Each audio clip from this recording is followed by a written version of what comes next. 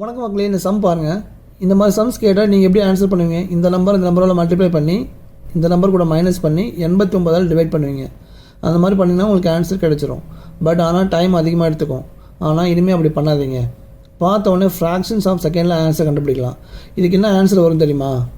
8 9 3 4 5 2 divide by 89.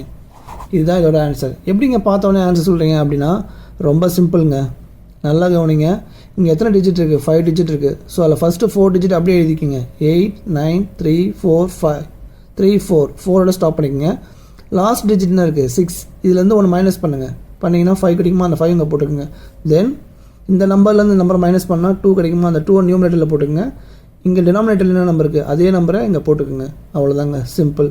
So இந்த மாதிரி sums கேட்டாங்கன்னா இப்படி தான் நீங்கள் சால்வ் பண்ணணும். இந்த ட்ரிக்கை மறந்துடாதீங்க.